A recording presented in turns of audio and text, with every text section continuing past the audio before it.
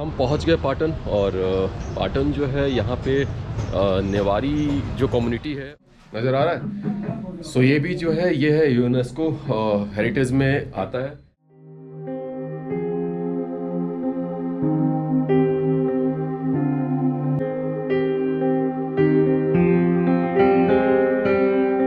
जितनी चीज़ें हैं ना ये सब की सब नेवारी वास्तुकला से जुड़ी हुई है। और ये सिर्फ एक पत्थर से बनाया हुआ मंदिर है, सिर्फ एक ही पत्थर से ये मंदिर बनाया गया। लेवल का नज़ारा है। ओए होए होए होए, रुक के दिखाता हूँ।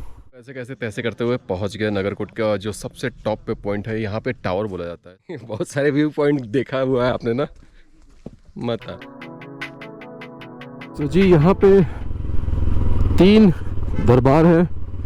एक है काठमांडू दरबार, दूसरा है पाटन दरबार और तीसरा है भक्तपुर दरबार। सो उसमें से मैंने पहला दिखा दिया आपको पाटन दरबार। अभी भक्तपुर चल रहे हैं, भक्तपुर दिखाएंगे, उसके बाद काठमांडू दरबार दिखाएंगे, उसके बाद जाएंगे शाम को आरती देखने पशुपतिनाथ जी का। चलिए सीधे नीचे उतरते हैं, फिर आपको सीधे मिलते हैं आपसे भक्तपुर दरबार स्क्वायर।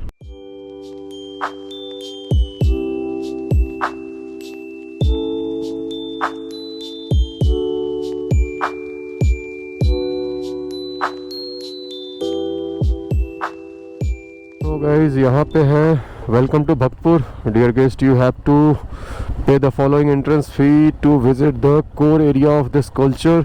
सो जी ये 500 रुपीज़ एनसी में हमारा टिकट लगा और हम एंटर करने जा रहे हैं भक्तपुर। पहले करेंगे पार्किंग बाइक की अपनी, उसके बाद चलेंगे अंदर। ये है लेक एक।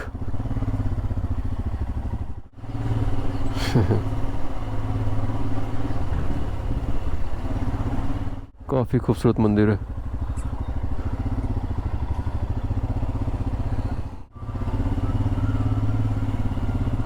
भक्तपुर का मार्केट।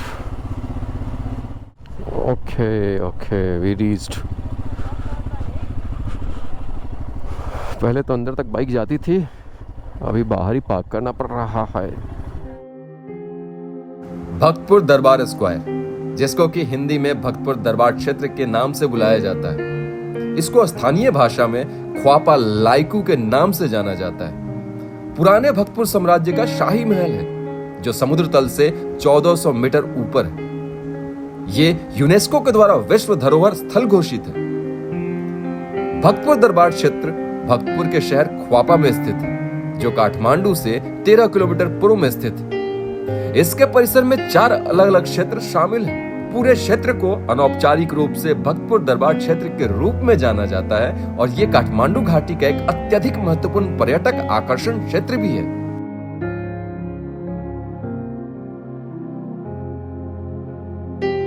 भक्तपुर दरबार स्क्वायर में मूल रूप से 55 खिड़की वाला एक महल है, जिसका निर्माण राजा जितमित्र मल्ल द्वारा किया गया था और ये 1769 तक कई राजवंशों के अधिकार में था। वर्तमान में ही इसे एक राष्ट्रीय गैलरी के रूप में परिवर्तित कर दिया गया है। सो राइड कंप्लीट करके हम पहुंच चुके हैं भक्तपुर दरबार स्क्वायर। और यहाँ फोटोग्राफी अलाउ नहीं है, सब बंद करते हैं। सो यहाँ पे मल्ल राजा जो है वो लोग नहाते थे। क्या खूबसूरत पॉन्ड है यार भाई साहब, क्या खूबसूरत पॉन्ड। गजब। राजा ऐसे ही थोड़े थे भाई, राजा ऐसे ही थोड़े थे, राजा सही में राजा ही थे। तो गाइस कुछ चीज़ें बता दूँ। अंदर में गए थे हम, मंदिर है ये भक्तपुर दरबार स्क्वायर में मंदिर है। वो है मंदिर माँ दुर्गा का। कैमरा अलाउ नहीं है, लेकिन मंदिर बहुत खूबसूरत है, नो डाउट। लेकिन हम दर्शन नहीं कर पाए। कारण सिर्फ एक है कि यहाँ पे सिर्फ 2 दिन के लिए, साल में सिर्फ 2 दिन के लिए खोला जाता है उनका पट। और वो दिन है जब दशहरा होता है। तो दशहरे में जो नौमी का दिन होता है और सप्तमी का दिन, सिर्फ उन्हीं 2 दिनों में ये पट खुलता है। तो वो 2 दिन आई है। भीड़ तो ज़बरदस्त होती है, 8-10 घंटे कहीं नहीं गए हैं। और यहाँ पे बलि भी चढ़ाई जाती है। सो कुछ ये हिस्ट्री है जो मैंने सोचा कि आपको बता दूं। अगर आप भी आना चाहते हो दशहरे के टाइम पे, तो सप्तमी और नौमी को आना। लंबी कतार में आपको इंतज़ार करना पड़ेगा। तो ये कुछ इस तरीके से दिखता है, देखो।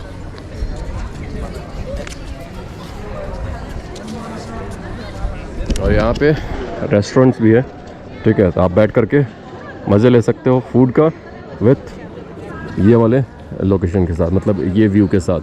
ठीक है, तो चलिए फटाफट ये काम तो हो गया, अब निकलते हैं यहाँ से। और अभी जाना है हमें काठमांडू दरबार स्क्वायर। अभी तक हमने किया पाटन, उसके बाद हम गए थे नगरकोट, उसके बाद अभी आए हैं भक्तपुर और स्क्वायर। अब जा रहे हैं काठमांडू, क्या था काठमांडू दरबार स्क्वायर। इधर का दरबार स्क्वायर ये तो हो गया, नहीं थैंक यू। चलिए चलते हैं। भक्तपुर दरबार स्क्वायर शानदार वास्तुकला का उदाहरण है और कई देशों में नेवारी कलाकारों और शिल्पकारों के कौशल को स्पष्ट रूप से प्रदर्शित भी करता है। दोस्तों, हम में से बहुत लोग ऐसे हैं जिनको 2015 का विनाशकारी भूकंप ही सिर्फ याद होगा, लेकिन मैं आपकी जानकारी के लिए बताना चाहता हूं कि 2015 में ही नेपाल बर्बाद सिर्फ नहीं हुआ, 1934 में भी नेपाल को भूकंप ने बहुत क्षतिग्रस्त किया था।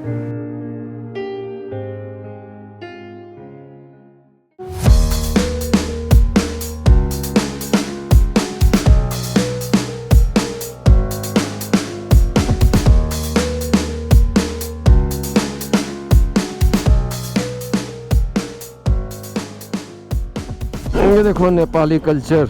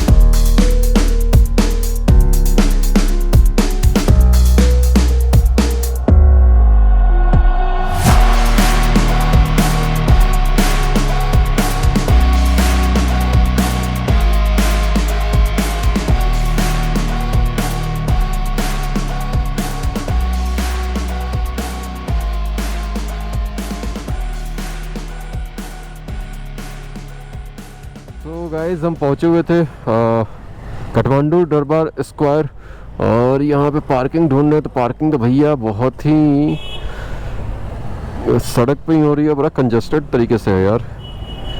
देखो शाम होते ही क्या माहौल हो गया है इस मार्केट का।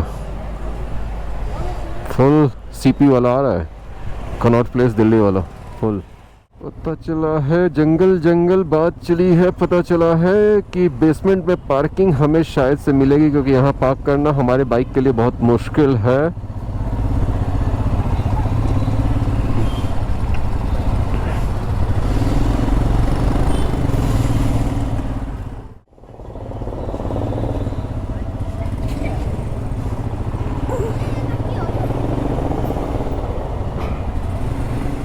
अगर आप भी आते हो काठमांडू दरबार स्क्वायर तो यहाँ देख लो बेसमेंट में पार्किंग है। ऑलराइट गाइस, हम पहुँच गए हैं काठमांडू दरबार स्क्वायर। और लास्ट टाइम भी मैं यहाँ आया था, मुझे याद नहीं था, मुझे लगा था कि मैं लास्ट टाइम नहीं घूम पाया था, लेकिन अभी बिल्डिंग्स देखने के बाद मुझे सारी चीज़ें याद आने लगी कि मैं इस जगह पे भी आके घूम के गया हुआ हूँ। चलो दिखा देता हूँ। जो लोग लास्ट ईयर जब आए थे, जो देखे होंगे उनको तो पता चल ही जाएगा, लेकिन जो लोग अभी अभी जुड़े हैं ब्लॉग के साथ, चैनल के साथ, तो दिखा देता हूँ कि लास्ट ईयर भी ये मैं घूम के गया था। उस समय रेनोवेशन चल रहा था, अभी काफ़ी अच्छा खासा दिखना शुरू हो गया है। बिल्कुल लग रहा है वाइट हाउस। इधर लेफ्ट साइड में देखो मार्केट लगा हुआ पूरा, अगर मार्केट दिखाते हैं आपको, आ जाओ।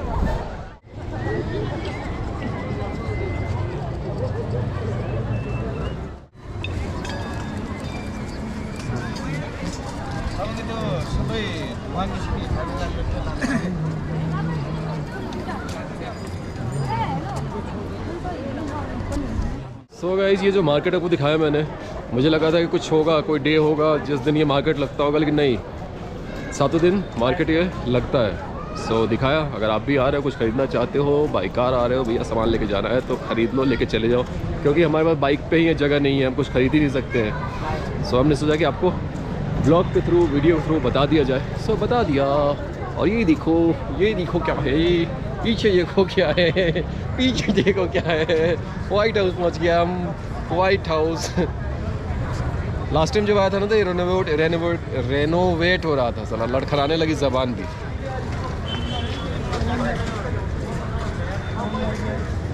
आ जाओ पीछे चलते हैं।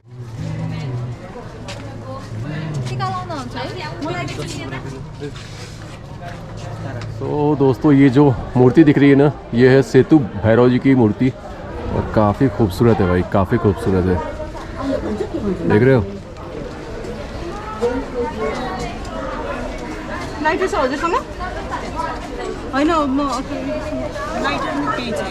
तो गाइस आज से 1.5 साल पहले भी आया था, तो इस मंदिर का रेनोवेशन चल ही रहा था और आज भी चल ही रहा है। चलिए देखते हैं कि है तो हनुमान जी का मंदिर, जो कि मुझे बाहर से दिख रहा है, और हनुमान चालीसा भी लिखा हुआ है और प्यारे से हमारे हनुमान जी भी यहाँ पे स्थापित किए गए हैं। आइए खुद भी आशीर्वाद लेते हैं और आपको भी अपने व्लॉग के माध्यम से आशीर्वाद दिलवाते हैं।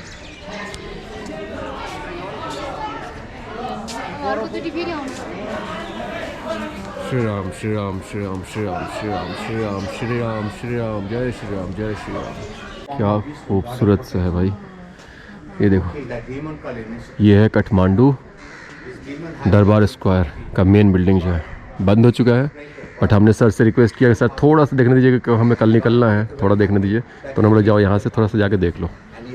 तो कुछ इस तरीके से दिखता है ये दरबार स्क्वायर, काठमांडू दरबार स्क्वायर। ब्यूटीफुल यार। लास्ट टाइम रेनोवेशन चल रहा था, नहीं जा पाया, इस बार लेट हो गया इसलिए नहीं जा पाया, बट कोई ना। He thought I am the God. There's no God. God is high universe. So he tried to kill out innocent people. He wanted to pray God. God has said, no, this is not God. I am the God. Pray me.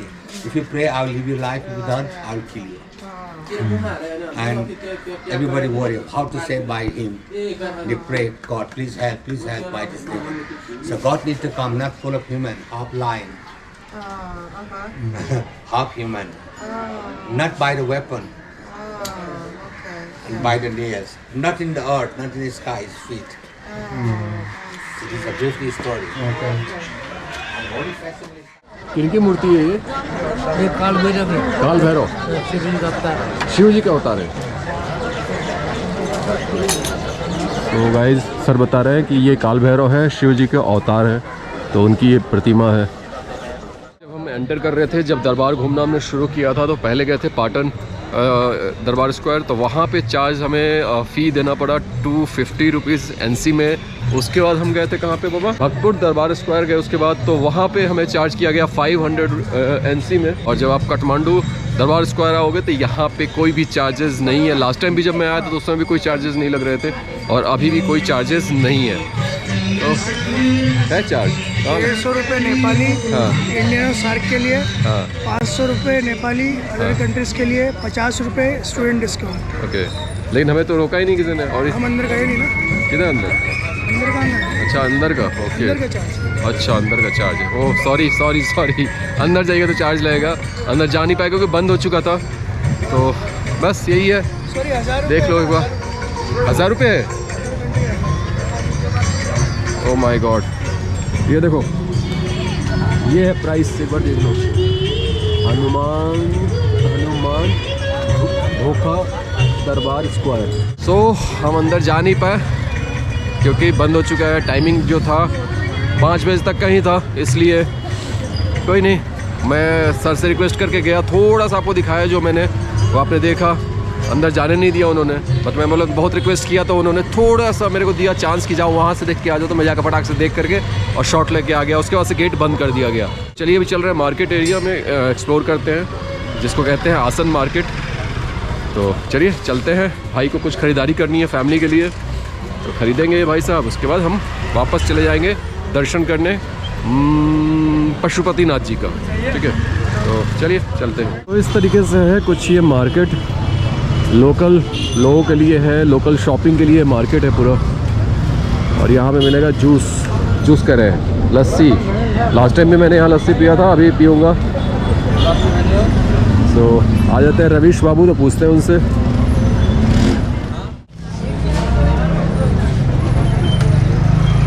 ये क्या है बाबा? मेरा पूरा market ये है क्या? हाँ, अच्छा ज्वेलरी है। चल भाई बाहर ही चल, इधर कुछ है नहीं। ये देखो भैया चौराहे पे क्या मस्त स्क्रीन लगा करके ऐड चल रहा है। ऊर्जा चाय, ऊर्जा राइस, दाल। वाह वाह, खाइए खाइए भाई, पौष्टिक आहार मिलता है, स्वस्थ जीवन को आधार, समझे? ऊर्जा खाइए ऊर्जा भरिए, फिर ऊर्जा निकालिए।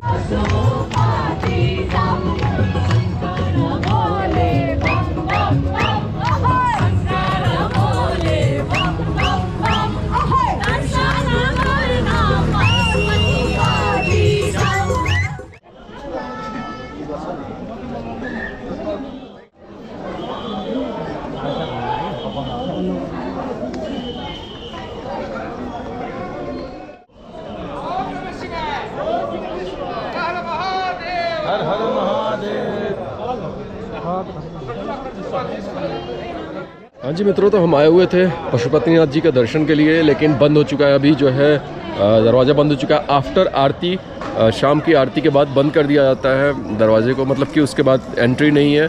और सुबह 5:30 में मंदिर ओपन हो जाता है। तो अभी मैंने भैया से पूछा तो उन्होंने मुझे बताया कि 5:30 में ओपन होता है, उस समय आप आ सकते हो। लेकिन सही टाइम जो है आने का 9:30 में आओ, उस समय शायद से चारों दरवाजे खुल जाते हैं।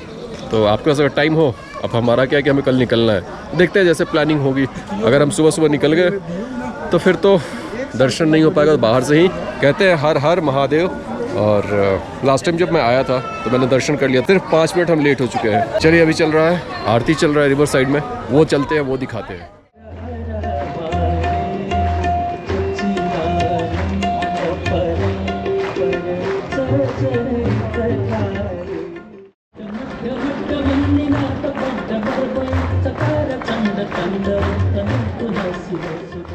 ये जो अग्नि दिख रही है जलती हुई, यहाँ चिता जल रही है। और यहाँ की सबसे यूनिक चीज़ ये है कि रिवर के इस साइड चिता जलती है, डेड बॉडीज जलती हैं, और दूसरे साइड आरती होती है। देखो ये दिख रहा है, ये बॉडी जलाई जा रही है। तो एक यूनिक एक्सपीरियंस है भाई साहब। नेपाल आते हो, काठमांडू आते हो, पशुपतिनाथ जी का दर्शन करना ही है, रिवर साइड का आरती भी देखना बिल्कुल मिस मत करना। Next level.